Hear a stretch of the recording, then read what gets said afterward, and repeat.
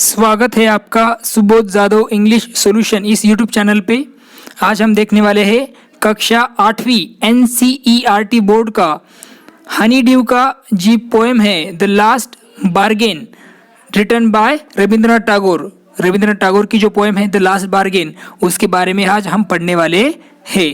चलिए तो फिर शुरू करते हैं। The last bargain by Rabindranath Tagore.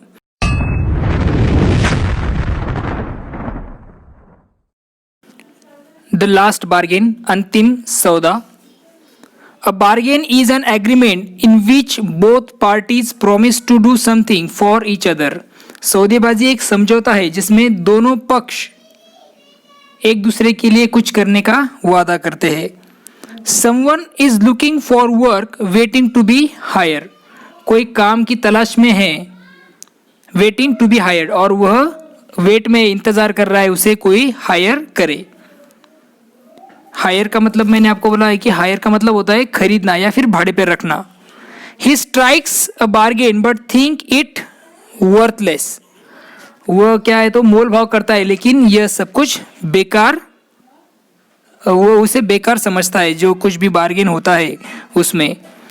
He tries twice again but doesn't like either. वो दो बार प्रयत्न करता है लेकिन वो जो है बट डजंट लाइक आइदर मगर उसे वह नहीं पसंद आता।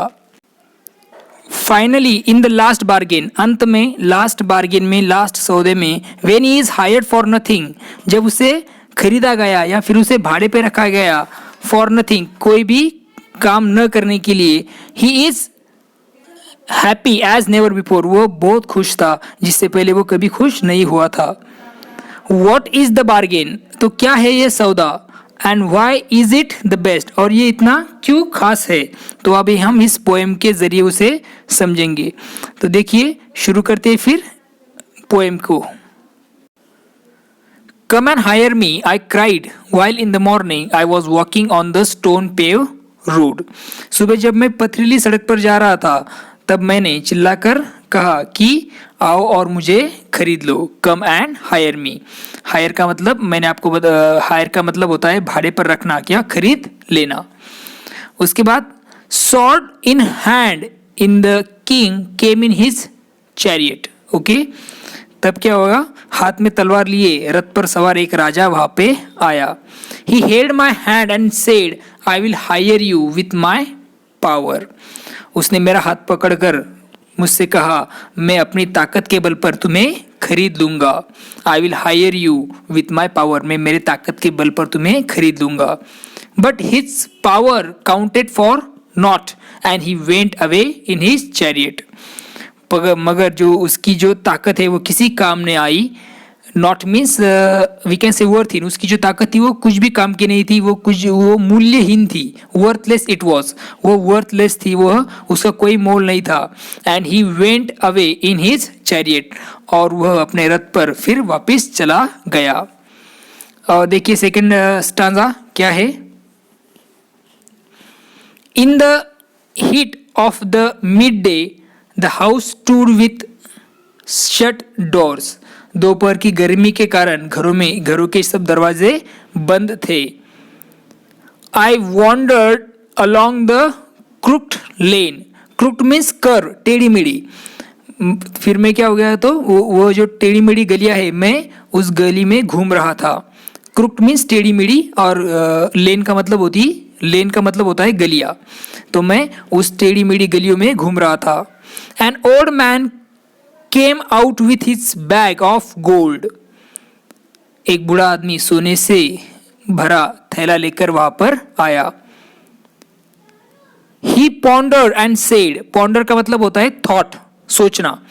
तो उसने सोचा और कहा, उसने कुछ सोचा और उसने कहा, क्या कहा उसने, I will hire you with my money, मैं अपने धन से तुम्हें खरीद लूंगा। I will hire you with my money. He weigh his coins one by one, but I turn away. उसने एक एक करके सिक्के तोले परंतु मैंने उन्हें अस्वीकार कर दिया। But I turn away, इसका मतलब है रिजेक्ट करना, अस्वीकार करना।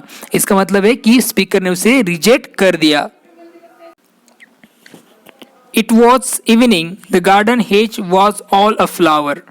शाम का समय था, बाग में फूलों वाली झाड़ी फूलों से भरी हुई थी. Hedge means a flower bush, फूलों वाली झाड़ी. The fair maid came out and said, I will hire you with a smile. A fair maid का मतलब होता है a beautiful girl, सुंदर लड़की. एक सुंदर लड़की बाहर आई और वह बोली, क्या बोली?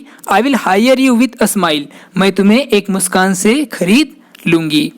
Her smile paled and melted into tear and she went back alone in the dark. अभी paled का मतलब होता है फीका पड़ना, ओके, कमजोर पड़ना. एंड मेल्ट का मतलब होता है पिघलना, ओके. हर स्माइल पेल्ड, उसकी जो मुस्कान है वो फीकी पड़ गई, और मेल्टेड इनटू टीयर, और वो आंसुओं में बदल गई. मेल्टेड टीयर्स का मतलब होता है आंसू, वो आंसुओं में बदल गई, आंसुओं की तरह ये हो गई, मेल्ट हो गई. And she went back alone in the dark, और वह अकेले ही अंधेरे में वापस चली गई. उसके बाद जो लास्ट स्टांजा है देखो, उसमें क्या बताया है राइटर ने, रविंद्रनाथ टैगोर जी ने. The sun glistened on the sand and the sea waves broke waywardly. The sun, सूर्य रेत पर चमक रहा था. ग्लिस्टन का मतलब होता है चमकना, shone. And the sea waves broke waywardly, और समुद्र की लहरें इधर उधर बिखर रही थी. ओके, वेवॉर्ड म्हणजे विदाउट एनी ऑर्डर, इधर उधर. वेवॉर्डली मीन्स जिसको कोई ऑर्डर नहीं है, इधर उधर वह क्या हो रही थी, तो बिखर रही थी. A child sat playing with shells. एक बच्चा कौड़ियों से खेल रहा था. शेल्स मीन्स कौड़िया. He raised his head and seemed to know me and said, I hire you with nothing. He raise his head, उसने ऊपर देखा, उसने अपना सिर उठाया. And seem to know me, और ऐसे लगा कि वो मुझे जानता है, और वह बोला, मैं तुम्हें बिना कुछ दिए मुफ्त में ही खरीद लूंगा. आई हायर यू विथ नथिंग, मैं तुम्हें बिना कुछ दिए ही मुफ्त में खरीद लूंगा. From hence forward that bargain stuck in child's play made me a free man. बस यहीं पर सौदा हो गया, और मैं उसके खेल में शामिल हो गया, और मुझे लगा कि मैं अब आज़ाद हूँ. It made me, child's play made me a free man. Free man means आज़ाद होना.